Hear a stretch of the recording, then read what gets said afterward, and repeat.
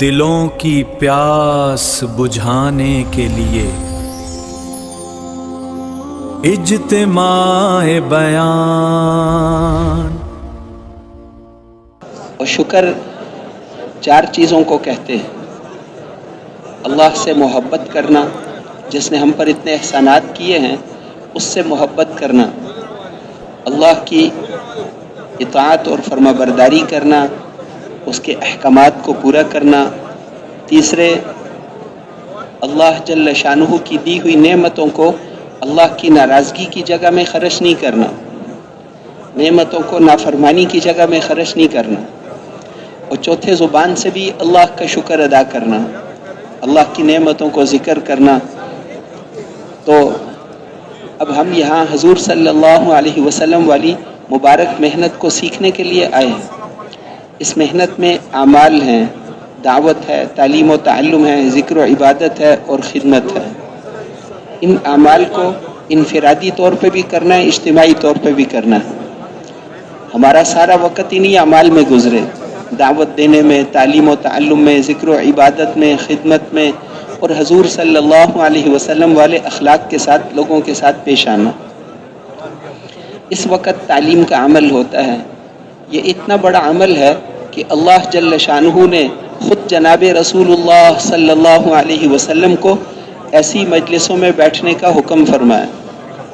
اللہ جل شانہ نے خود رسول اللہ صلی اللہ علیہ وسلم کو ایسی مجلسوں میں بیٹھنے کا حکم فرمایا، اور آپ نے ارشاد فرمایا کہ ان مجلسوں کو فرشتے چاروں طرف سے ایسے گھیر لیتے ہیں جیسے مرغی اپنے بچوں کو گھیر لیتی۔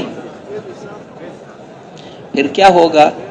آدمی جس کی صحبت میں رہتا ہے اس سے اثر لیتا ہے، حتیٰ کہ جن جانوروں کے ساتھ رہتا ہے ان سے بھی اثر لیتا ہے۔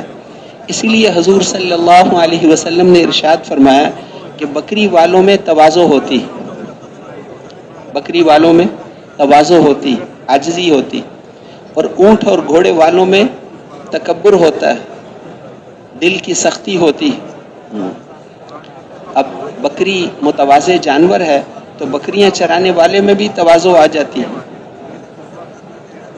اس وجہ سے حتیٰ کہ بکریوں میں کئی صفات ہیں بکریاں چرانے سے جو ملتی ہیں۔ بکریاں چرانے سے چستی آتی، بھینس سست جانور ہے، اس کو چرانے والا بھی سست ہو جاتا ہے۔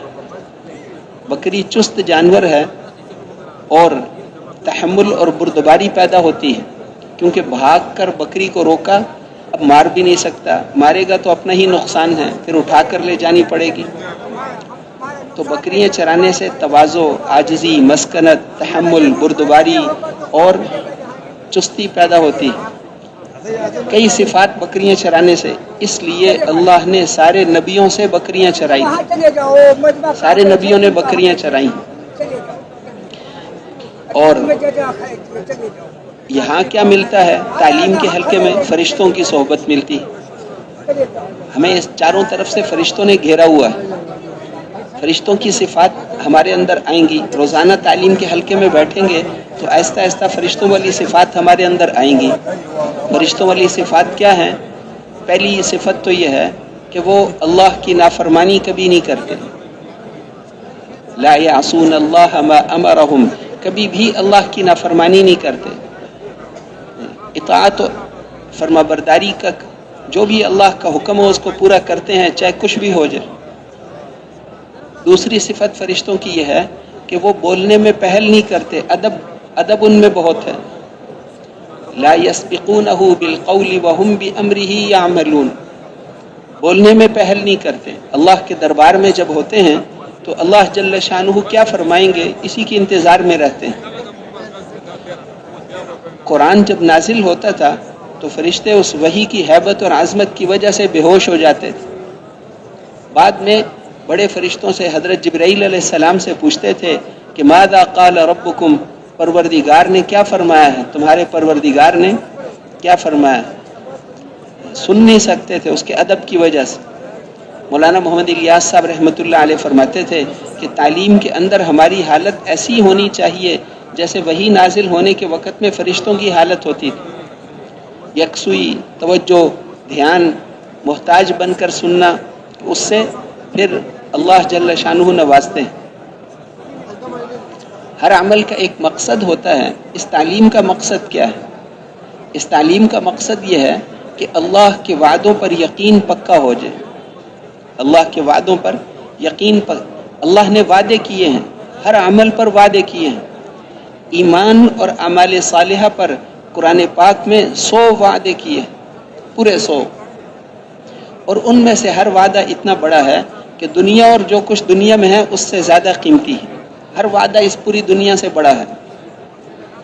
ایمان اور اعمال صالحہ پر وعدے فرمائے، پھر ہر عمل پر وعدے ہیں۔ نماز پر یہ وعدہ ہے، نظر کی حفاظت کرو یہ وعدہ ہے، ہر عمل پر وعدے ہیں۔ روزے پر وعدے ہیں، دعوت دینے پر وعدے ہیں۔ جس آدمی کو اللہ کے وعدوں پر یقین ہوگا وہ عمل میں سستی نہیں کرے گا۔ جس آدمی کو اللہ کے وعدوں پر یقین نہیں ہوتا وہ سستی کرتا ہے۔ جس کو یقین ہوگا وہ تو سستی نہیں کرے گا۔ اب اللہ کے وعدوں پر یقین آ جائے، یہ تعلیم کا مقصد ہے۔ اللہ کے وعدوں پر یقین ہو جائے اور اس کے مقابلے میں نقشوں کا یقین ہمارے دل سے نکل جائے۔ ملک، مال، عہدہ، ڈگری، پیسے، ان سے زندگی نہیں بنتی۔ زندگی تو اللہ بناتے ہیں، اور حضرت محمد الرسول اللہ صلی اللہ علیہ وسلم والے اعمال پر بناتے ہیں۔ زندگی اللہ بناتے ہیں اور حضور صلی اللہ علیہ وسلم والے اعمال پر بناتے ہیں۔ یہ تعلیم میں ہم سنیں گے کہ نماز سے کیا ہوتا ہے، اعمال سے زندگی کیسے بنتی ہے، اعمال سے زندگی کیسے بنتی ہے، ذکر سے کیا ہوگا، تلاوت سے کیا ہوگا، نماز سے کیا ہوگا، اعمال سے کیا ہوگا، یہ تعلیم کے حلقے میں ہم سنتے ہیں۔ تو ایک پہلا مقصد کیا عرض کیا کہ اللہ کے وعدوں پر یقین پکا ہو جائے۔ دوسرا مقصد یہ ہے کہ یہ جو ہم اللہ اور اس کے رسول کا کلام پڑھتے ہیں اس میں نور ہے۔ اللہ اور اس کے رسول کے کلام میں نور ہے۔ جب ہم اس کو ادب سے، شوق سے، عظمت سے سنیں گے تو وہ نور ہمارے دل کے اندر آ جائے گا۔ یہ ہماری بڑی ضرورت ہے، اس لیے کہ فیصلے دل کرتا ہے اور اندھیرے کے فیصلے غلط ہوتے ہیں۔ ایمان کی روشنی کے بغیر جو فیصلے کرے گا وہ صحیح نہیں ہوں گے۔ تو اللہ اور اس کے رسول کے کلام میں نور ہے، ایمان کا نور، وہ دل کے اندر پیدا ہوگا۔ اتنا نور ہے کہ قرآن پاک کے ایک ایک حرف میں سورج سے بھی زیادہ نور ہے، کیونکہ سورج کے اندر جو نور ہے وہ مخلوق کا نور ہے، اور قرآن میں جو نور ہے وہ خالق کا نور ہے۔ پھر سورج میں جو نور ہے وہ فانی ہے، ایک دن ختم ہو جائے گا، لیکن قرآن میں جو نور ہے یہ کبھی ختم نہیں ہوگا۔ وہ فانی ہے، یہ فانی نہیں ہے۔ اس لیے قرآن پاک کا نور سورج سے بھی زیادہ ہے، حدیث شریف کا نور سورج سے بھی زیادہ ہے۔ جب ہم اللہ اور اس کے رسول کے کلام کو ادب سے سنیں گے تو وہ نور ہمارے دل کے اندر آئے گا۔ اسی نور کو حاصل کرنا اس تعلیم کا مقصد ہے۔ ان حدیثوں کو یاد کرنا مقصود نہیں ہے تعلیم سے، بس ان کا نور حاصل کرنا۔ یاد تو آدمی انفرادی وقت میں بھی کر لیتا ہے۔ تیسری بات یہ ہے کہ ہمارے دل اللہ اور اس کے رسول کے کلام سے اثر لینے والے بن جائیں۔ ایک آیت سنی تھی کہ تم نیکی کے کامل درجے تک نہیں پہنچ سکتے جب تک اپنی پسندیدہ چیزوں کو خرچ نہ کرو، تو حضرت ابو طلحہ نے 50,000 کا باغ صدقہ کر دیا ایک آیت سن کر۔ اور اس دن مدینہ منورہ میں بہت عجیب حالت تھی۔ جس کو گھوڑا پسند تھا اس نے گھوڑا دے دی، جس کو اپنی چادر پسند تھی وہ کسی یتیم کو دے آیا۔ جو چیز پسند، ہر ایک کو جو پسند تھا سب دے، باندی پسند ہے باندی دے دی، بستر پسند ہے بستر دے دی۔ جو چیز پسند ہو وہ اللہ کے نام پر دینی۔ اور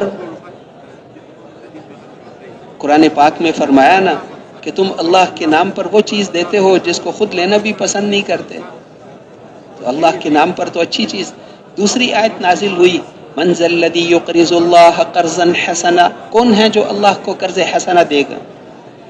تو حضرت ابو الدحداح صحابی تھے، انہوں نے عرض کیا اللہ کے رسول میرا ایک باغ ہے جس میں 600 کھجوروں کے درخت پھل دینے والے موجود ہیں، اور میرا گھر بھی اسی میں ہے، وہ باغ میں نے اللہ کو دے دیا۔ 600 کھجوروں کے درختوں والا باغ اللہ کے نام پر دے دیا۔ وہاں تو فوراً اجر کا بھی پتہ چل جاتا تھا۔ حضور صلی اللہ علیہ وسلم نے ارشاد فرمایا کہ میں دیکھ رہا ہوں اس کے بدلے میں اللہ نے جنت کے بہت سارے باغات اور بہت سارے محلات تمہیں دے دیے ہیں، میں نے دیکھ لیا۔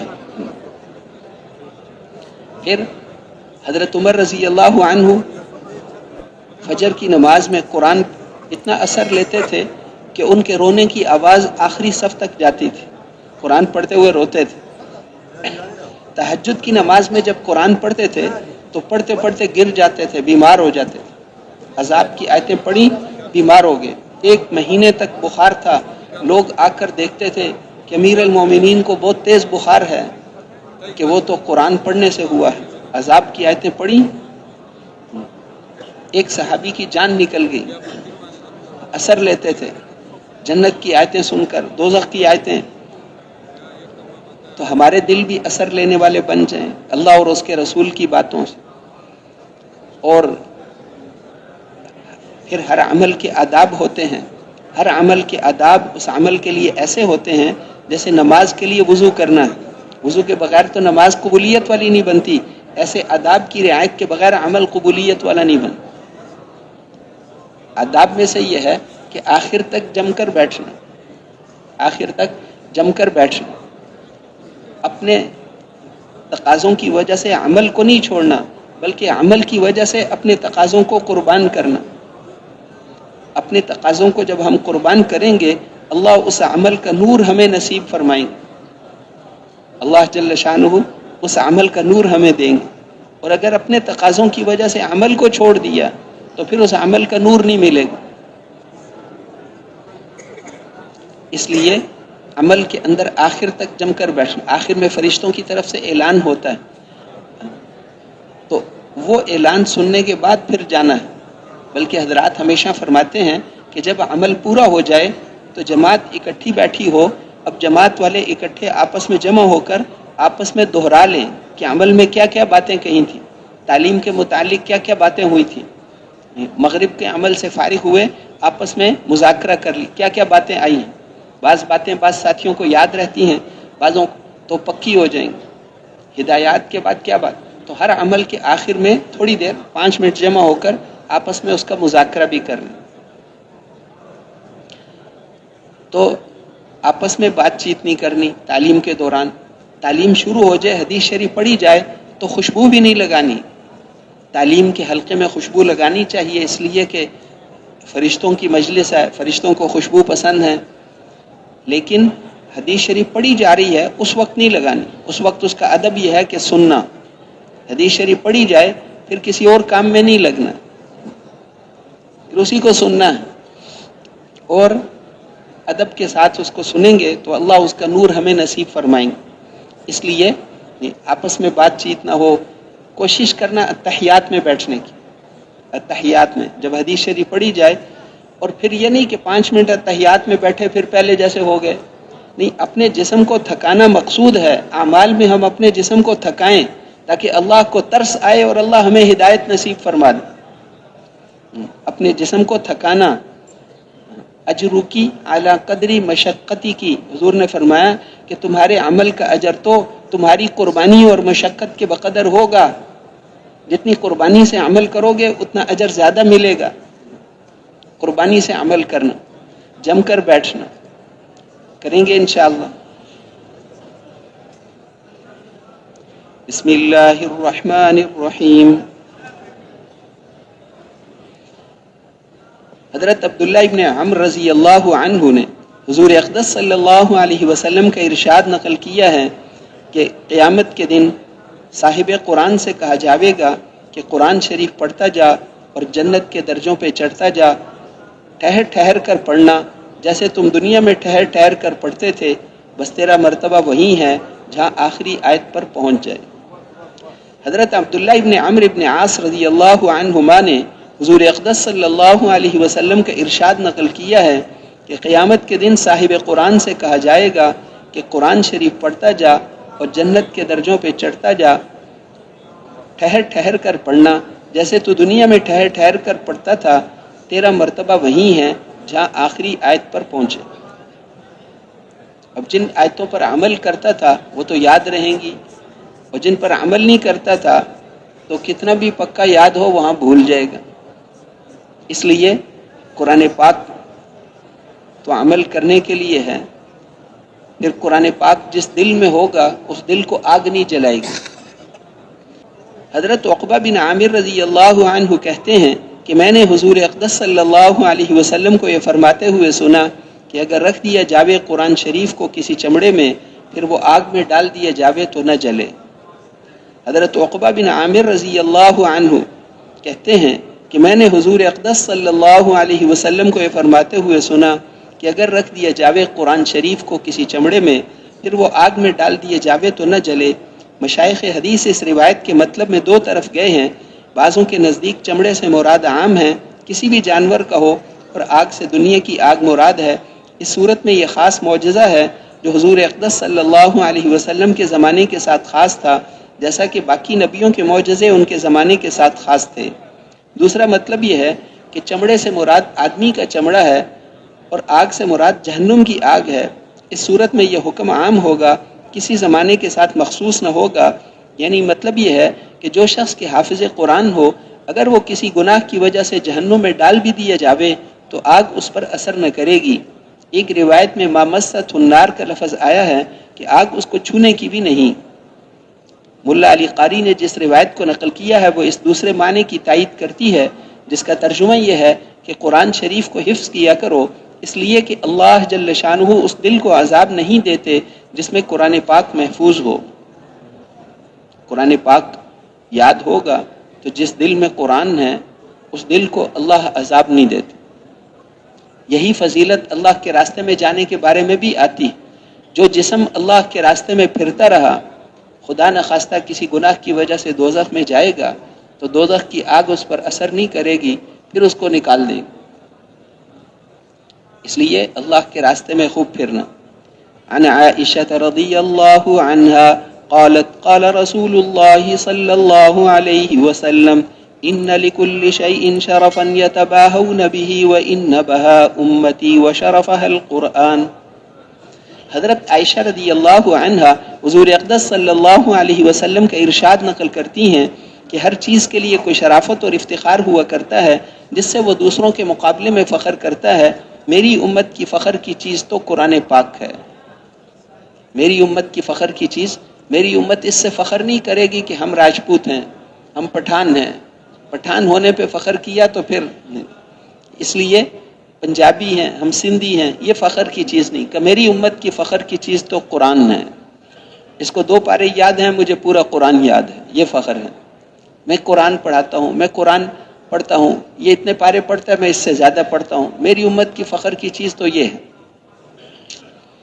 یہ فخر کی چیز نہیں کہ ہماری سڑکیں اچھی ہیں، فخر کی چیز کہ قرآن. حضرت عائشہ رضی اللہ عنہا حضور اقدس صلی اللہ علیہ وسلم کا ارشاد نقل کرتی ہیں کہ ہر چیز کے لیے کوئی شرافت اور افتخار ہوا کرتا ہے جس سے وہ دوسروں کے مقابلے میں فخر کرتا ہے. میری امت کی فخر کی چیز تو قرآن پاک ہے. یعنی لوگ اپنے آباء و اجداد سے، خاندانوں سے اور بہت سی چیزوں سے شرافت اور بڑائی کو ظاہر کیا کرتے ہیں. میری امت کے لیے فخر کا ذریعہ تو کلام اللہ شریف ہے. اس کے پڑھنے سے، اس کے یاد کرنے سے، اس کے پڑھانے سے، اس پر عمل کرنے سے، غرض اس کی ہر چیز ہی قابل فخر ہے. اور کیوں نہ ہو کہ محبوب کا کلام ہے، آقا کا فرمان ہے. دنیا کا کوئی بڑے سے بڑا شرف بھی اس کے برابر نہیں ہو سکتا. نیز دنیا کے جس قدر کمالات ہیں وہ آج نہیں تو کل زائل ہونے والے ہیں. قرآن پاک کا شرف اور کمال دائمی ہے، کبھی ختم ہونے والا نہیں. قرآن پاک کے چھوٹے چھوٹے اوصاف بھی ایسے ہیں کہ فخر کے لیے ان میں سے ہر ایک کافی ہے. جائے کہ اس میں سب اوصاف کامل طور پر پائے جاتے ہیں. اس کی حسن تعلیف، حسن سیاق، الفاظ کا تناسب، کلام کا ارتباط، گزشتہ اور آئندہ واقعات کی اطلاع دینا، لوگوں کے بارے میں ایسے تانے کہ وہ جھٹلانا بھی چاہیں تو جھٹلا نہ سکیں، جیسے یہودیوں کا باوجود ادعائے محبت کے موت کی تمنا نہ کر سکنا، سننے والے کا اس سے متاثر ہونا، پڑھنے والے کا کبھی نہ اکتانا، حالانکہ ہر کلام خواہ وہ کتنا ہی دل کو پیارا لگتا ہو، مجنون بنا دینے والے دوست کا خط ہی کیوں نہ ہو، دن میں 10 دفعہ پڑھنے سے دل نہ اکتایا تو 20 دفعہ پڑھنے سے اکتا جائے گا، 20 سے نہ صحیح تو 40 سے اکتاوے گا. بہرحال اکتاوے گا، پھر اکتاوے گا.